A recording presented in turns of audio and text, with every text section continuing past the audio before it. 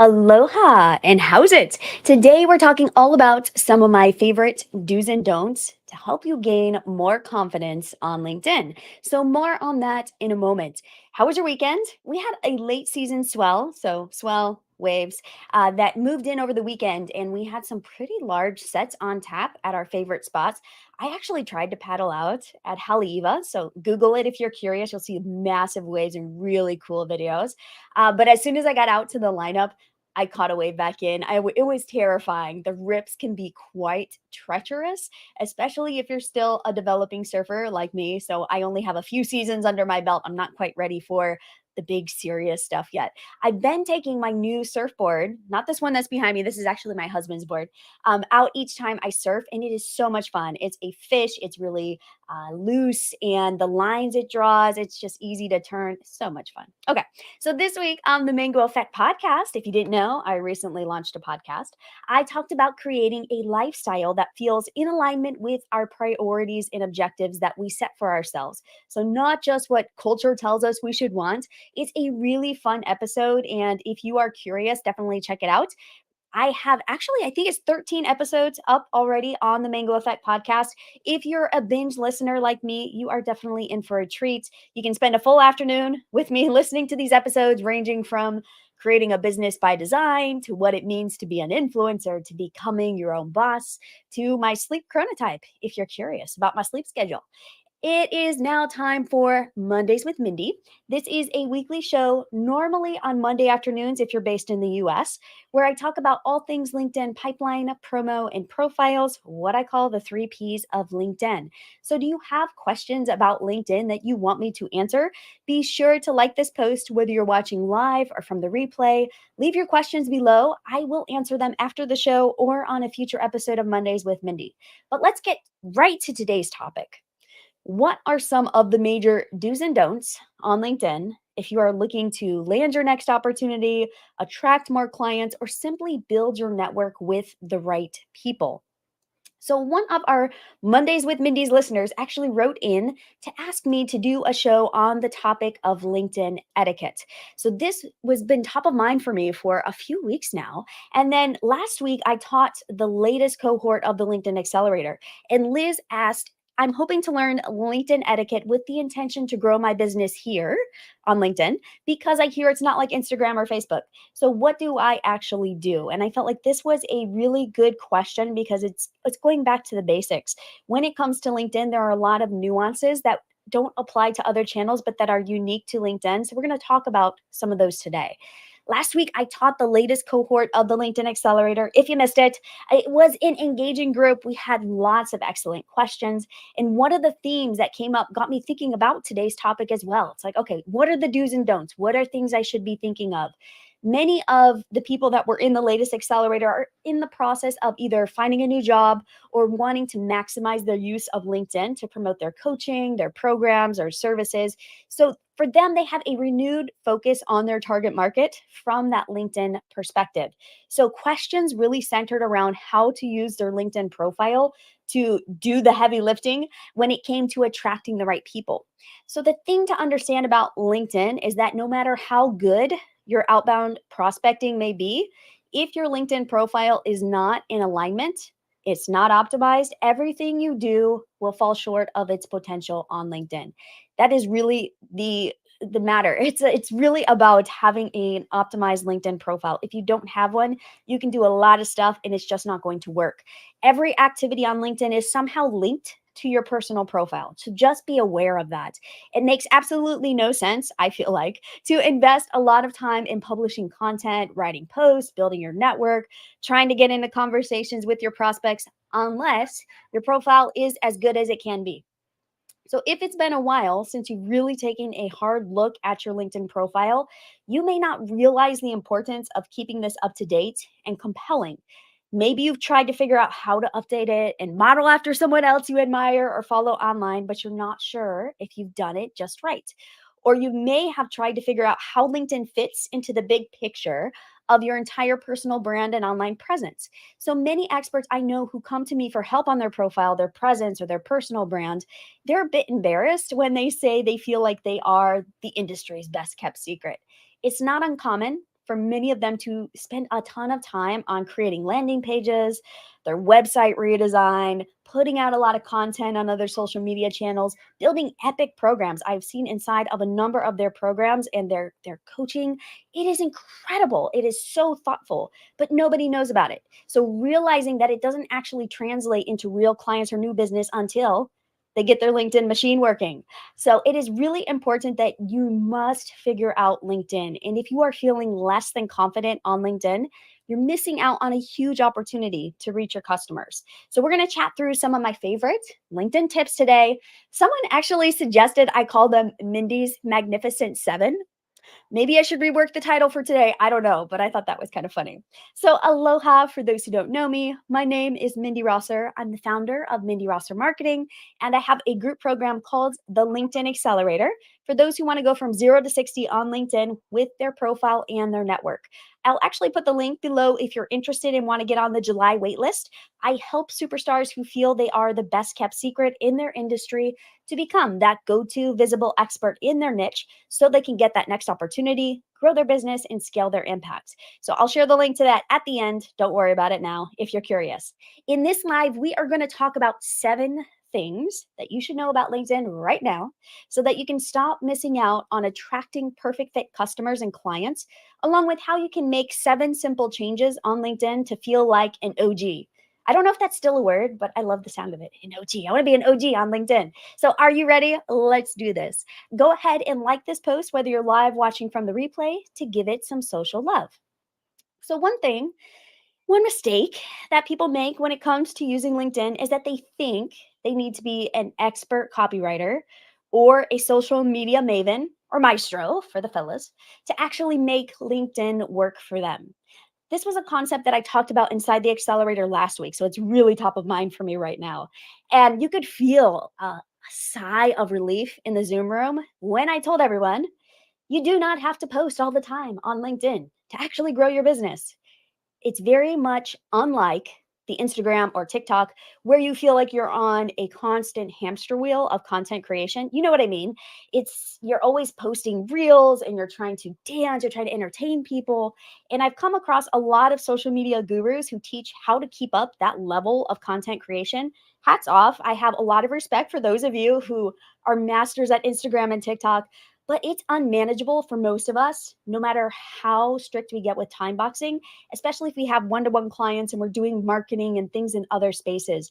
I have found that no matter how hard I try, I just cannot keep up with the volume, the pure volume that Instagram requires, that TikTok requires.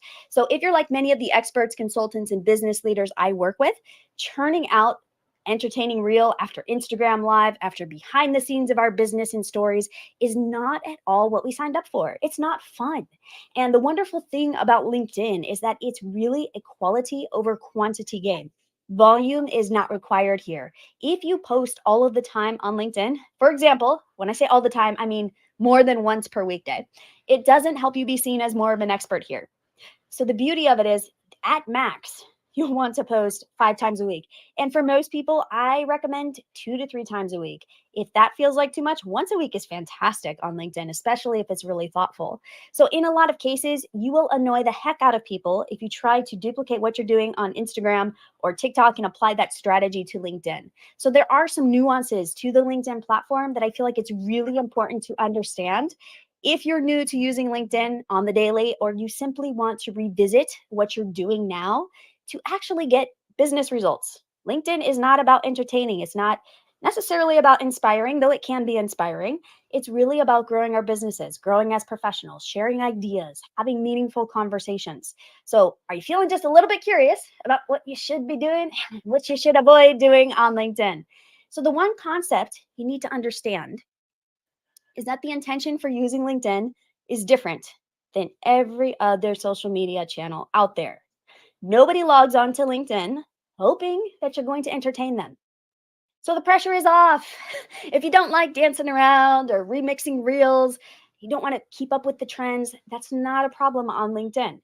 When a LinkedIn user logs on to LinkedIn, they are usually not bored looking for a way to fill their time. Think about it. When you log on to LinkedIn, you probably aren't sitting there like, I've got an extra couple minutes.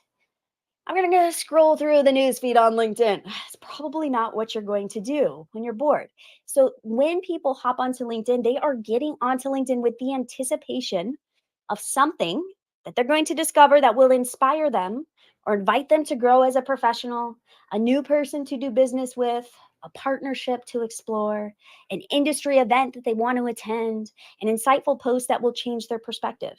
They're coming with completely different expectations, and you want to keep that in mind when you are posting. And I also feel like it is so much less pressure to deliver that type of value. The experts I work with are incredibly smart and accomplished. And so they have a lot of value to share, and they don't have to dance to do it on LinkedIn. So when we're going to LinkedIn, we're looking for something deeper, and it needs to be tied to the work that we're doing as experts. So keep that in mind. LinkedIn, you're thinking deeper content, and it's tied to our work in some way, shape, or form. When you realize this one subtle shift, it changes how you show up on LinkedIn completely. When you realize you're not here to entertain, you're not here to dance to the music, you're not here to provide shallow inspiration. It is really about shifting perspective and doing meaningful work. So, for example, when I log on to LinkedIn, I actually feel much more relaxed than any other place online. It's, yeah, true. I have had more than a decade of experience on the platform. Okay, taking that aside, it is more than that. I actually experience a level of, I would say, high level stress on some social channels, especially when I go into Instagram, because I feel like there's often very little substance and it's much more noise to get through. Even though I try very hard to only follow people that I want to see, still, I feel like the feed is just not geared towards what I want to learn. So, unless I want to watch really cool surf videos, which I do sometimes, or feel the need to post on Instagram because it's been a few days. Confession, confession, I am not good with posting on Instagram consistently. I just don't get the nutrient density on Instagram as I do on LinkedIn. When I scroll through my LinkedIn newsfeed, usually at the very top, I come across somebody in my network who I actually know, I've actually done business with, have worked together, we've collaborated. I see something amazing that they're doing in their professional life. And they're either attending an event, they're sharing some insights. There is something beautiful about seeing meaningful work and being able to share that experience with them. And let's not even talk about TikTok, like, where I feel visually assaulted, literally, just by logging in, because videos of people I never followed, or even those I do follow, just start blasting at me. So LinkedIn is a safe place. I love LinkedIn. It's like, okay, it's safe here. Stuff isn't just going to start playing at me. I get to choose what I want to engage with. It's the one place where we get to be professionals and also to share ideas related to meaningful work and keep up with our network in a professional context. It's a beautiful thing. And that is incredibly valuable with so many of us working from different time zones, places around the world, on our own schedules. Flexible work is pervasive, yet we can still feel like we're keeping in touch with our colleagues and peers, no matter where we are or what time it is. So LinkedIn makes it possible. It's not trendy, it's not sensational, it's not where most 20 somethings hang out. It's where we have deeper conversations around our work and where we spark change. So I know that was a little bit of a tangent on my thoughts around LinkedIn and the power of LinkedIn, but I think it's really important to understand these things to really set the stage for, okay, now we're going to talk about the practical do's and don'ts. But now that you understand the power of LinkedIn for you as an expert, trying to change your community, trying to shift perspectives, building those better relationships, let's jump into those practical do's and don'ts. All right. So, 7 LinkedIn do's and don'ts for experts. Just like we learned the basics of any sport, before we give it a go, it's critical that we understand what to do and then like what not to do on LinkedIn because we want to avoid the pitfalls. So I'm going to use a surfing metaphor here because many of you mentioned you love the surfing stuff. So when you take a surf lesson, so for instance, the very first time I decided I wanted to surf, I said, okay, I'm not going to just go paddle out by myself. I have no idea what to do. I'm going to take a lesson. So when you take a surf lesson, you actually spend the first 20 minutes of your 60-minute session, 60, 90-minute session on the beach. Literally, you spend 20 minutes on the beach. You think, okay, I'm going to hop in the water and go surf. No, no, no, no. So the instructor explains the break, shows where the current is, where you should paddle, what to avoid, safety measures, and a number of other things that are really hard to remember, to be quite honest, because it's all brand new. Then she plops a big foam top surfboard. So the surfboard does not look like this. This is a very advanced surfboard. It's a foam top surfboard. So it's like, it's very cushy. It's really big. It's usually like 11, 12 foot long. It's massive. She plops that board on the sand and then shows you how to paddle. So paddle with your arms. And the easiest way to get to your feet. So you're going to get to your feet in a completely different way than somebody who's more advanced would. So then you practice a number of times before she allows you to paddle out. So you spend a ton of time on the beach. Now, once you learn the basics, it's time to put them into practice. So right now, we're going to have some beachside time. This is not actually paddling out on LinkedIn. We're going to have some beachside time so you know what to avoid before you go and paddle out into LinkedIn.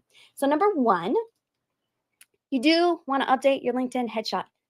And I'm taking my own advice here because I recently just updated my headshot because my hair has changed. And I was getting comments from people saying, Mindy, that doesn't look at all like you. Even though I took the picture a year ago, my hair has dramatically like tightened and the dreadlocks are formed in different ways. So it looked really different. So it is critical that your headshot is a reflection of you and who you are now. It should not be a glamour shot. So ladies, those of you out there that are like getting all dolled up and putting your best foot and face forward, that's fantastic. I'm glad you're taking those photos, but you need something that actually looks like you when you are interacting with people. So I always show up on LinkedIn, like right here in this live. I'm in a t-shirt. I'm much more casual. My hair usually looks like this. I put a little bit of makeup on, but not too much. And this is how I typically look when I'm working with clients. So for me, my headshot should match that on LinkedIn. So those glamour headshots are great, but don't use them on LinkedIn. As long as your image that you're using is crystal clear, it's close up and professional enough, you're good to go. You don't have to hire a photographer, though I do recommend if you want to feel confident and you really want to have somebody capture your essence and you have trouble doing that on your own, hire a photographer, especially somebody who specializes in personal brands. I am connected to a number of them. So if you need recommendations in your area, just let me know. I'm happy to hook you up. You want to make sure that your profile photo and your headshot it really gets across who you are and people understand what to expect. If you show up to a Zoom call, an in-person meeting, there needs to be a match here. You don't want it to be a mismatch. Okay, number two, don't. Here's a don't. Don't send connection invitations immediately. You say, Mindy, what are you talking about? Aren't I supposed to be growing my network? This may feel counterintuitive, but you don't actually want to start growing your network until you have an optimized enough LinkedIn profile because it will actually hurt you in the long run. First impressions matter a lot on LinkedIn. So you want to at least update your LinkedIn opening section, like make sure you have that headshot we just talked about, and that section at the top before you ask anyone to join your network. Too often we get antsy to grow our networks and get into conversations, and then we wonder, why is nobody accepting my connection invitation? Quite often, it's not the message that you're sending in your connection that is wrong. It is often your LinkedIn profile. There's something about it that is putting people off, something that's unclear. There's a mismatch somewhere on your profile. So always look at your profile first. If you are having trouble getting people to accept your connection invitations, update your profile, revisit it. Also, if you are new to LinkedIn, get your profile dialed in before you start sending connection invitations. All right, number three, do craft a compelling LinkedIn headline. If you followed me for any of my other videos or content, you've heard me talk about this probably a lot. The headline is your first impression. It's at the very top. It's right underneath your name, right near that headshot. You may not get it right the first time, but you can always change this down the road. Adjust it. Make sure that it is updated to what you're doing now. If you change nothing else on your profile except for your headline, that is the one area to focus. Here's the formula. I'm going to say it. Who you are, whom you help, how you help them, and the results that you generate. And I will actually put a link to the video that I've done that is much more in depth on what to do with your headline and what goes into each of those areas of the formula. Just keep in mind your headline, it needs to get across who you are, what you do, how you help people, and the results that you help them to get. Got 220 characters to get all of that across. And so spend some time on your headline and adjust it. I play with mine all the time. Of course, I'm on LinkedIn a lot, but whenever I make a subtle shift in my messaging, I actually go to my headline and make sure that it is still in alignment. And there's always room for improvement in our headlines. All right, another one. Don't schedule posts to LinkedIn. You're like, wait, Mindy, what are you talking about? Don't schedule posts. I use a scheduler. I schedule all of my posts. I don't want to waste my time on social. Okay, here we go. Most social channels allow you to use a third party tool to schedule your posts to publish at the best time for your audience. Just don't do that on LinkedIn. You're actually going to miss out on some of the best features of LinkedIn posting if you try to schedule them. And these features are tagging people and companies, which you cannot do seamlessly inside a third party app, along with controlling the format and look of your LinkedIn posts. So sometimes when you use a different tool, it will come in very funky looking, or it's like, you definitely use a scheduling tool. People on LinkedIn are very clued in and they notice when you do not publish natively to LinkedIn. So always post natively to LinkedIn, especially if you're planning to tag anyone or you want to be sure your post actually looks good on LinkedIn. It's better to actually post a good looking post at the wrong time of day than a timely post that looks like it went through Buffer or Hootsuite. Okay, nothing against Buffer or Hootsuite. I think those are amazing tools and I do use them periodically, but on LinkedIn, post natively. So please post natively and use all the features available to you. All right, number 5, do engage in the comments and messages. The magic of LinkedIn is in the two-way communication that happens here. Comments and messages, gold mine. It's not just about broadcasting, like posting an epic post and hoping that it goes viral. uh, Earth to you, it doesn't happen that way on LinkedIn. That's not how it happens. You can't just pick a good hashtag and boom, you're off to the races. You can't be the first to corner the market and boom, like your TikTok gets, bazillion views. This is not how it works on LinkedIn. So to get your post seen and also to support people that are inside your network's LinkedIn posts, you want to be very active in the comments. You respond to every comment, you react to every comment. So that's the like, support, love, heart, all of those reactions. Or you tag people when appropriate. So you are very, very active in the comments. The more that you engage in the comments, the more your posts will be seen in other people's news feeds. And also, you're building a lot of positive goodwill with your network and those outside your network. Everyone sees what you're posting in the comments. Now, applying that same concept to your messages, pay attention to your LinkedIn messages. This is where all of the collaboration happens. It's all behind closed doors. People don't see it, but you see it. So make sure that you're keeping up with your messages. I know sometimes I get busy and I get behind and my DMs stack up. The key is really to get through them. At least if you are struggling for time a few times per week, make sure to check your messages and address any that are pressing. All right. So number 6, don't tag people that you don't know. You're like, okay, really? Really? I shouldn't tag people? So, one of the big no nos on LinkedIn is over tagging people to try to game the LinkedIn algorithm in order to get the attention of people with large networks. So, you may have seen this. You come across a LinkedIn post and you're like, whoa, there's like 40 people tagged here. So, the intention of that poster, whoever the author of that post is, they are trying to get that post seen by these people with larger networks, get them to react and engage so that it goes out to their networks. And they're trying to go for that viral effect on LinkedIn. The thing is, it can really annoy people. So you always want to be thoughtful about the people that you tag. Because when you tag them, they are notified in their LinkedIn notifications. And if you over tag them and you're tagging them all the time, or you are tagging them in posts where they're like, what? What? Why are you tagging me here?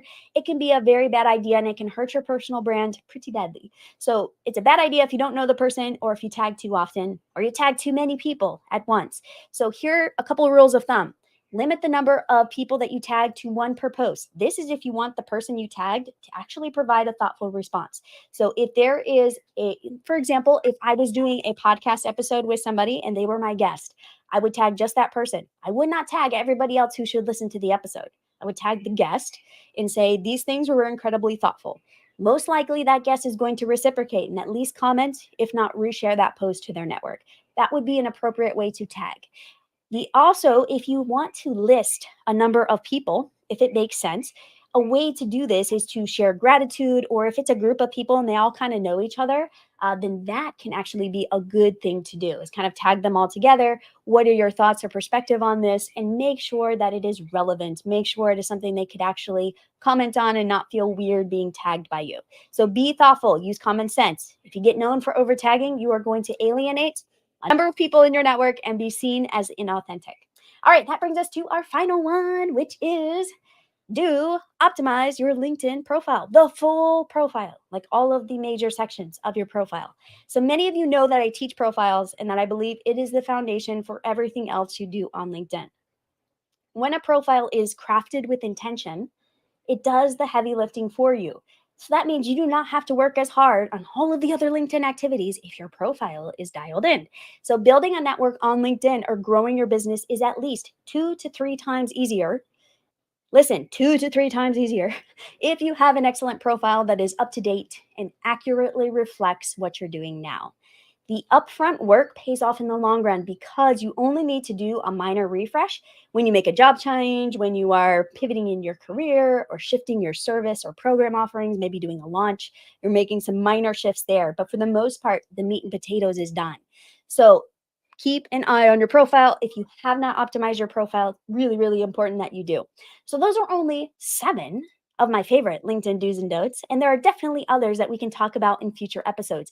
I was thinking as I was putting this one together, I was thinking maybe I'll get more specific and talk through some do's and don'ts of like specific parts of LinkedIn, like maybe LinkedIn networks, LinkedIn content, social selling, maybe some others, LinkedIn creator mode. So, what do you think? Chime in with your thoughts in the comments if you want to hear some more do's and don'ts on specific topics. And if you're just starting on LinkedIn and you came across this video, pick one thing from today to consider as you get going on LinkedIn. So maybe that's your headshot. Maybe that is playing with your headline. Maybe that is not over tagging people. Maybe it's paying attention to the comments and reacting to posts. Whatever that is, pick one thing from today to start doing and implementing. And then I'm always here if you have follow-up questions. So if you're new, if you've been around a while, you can always reach out to me with questions. I love nerding out on this stuff and would love to hear from you. If you are looking for that extra edge to get started on LinkedIn, and you're like, Mindy, talked about the profile a lot in today's session, then get on the waitlist for the next cohort of the LinkedIn Accelerator. We are kicking off in July, so summertime fun. And it will be tailored to take you through all of these different sections I covered today related to the profile and a lot more. We talk about all things LinkedIn inside of there. And it's just 5 days. So we spend a full week together, 1 week, and you're off to the LinkedIn races. So if you're interested, here's the link to get on the waitlist and find out a few more details. And I will see you all next week on Mondays with Mindy. I can't believe it's almost May already. So we're almost into May. Feel free to leave questions or comments below, and my inbox is open if you want to message me directly. I will talk with you soon. Have a beautiful rest of your week. Bye for now.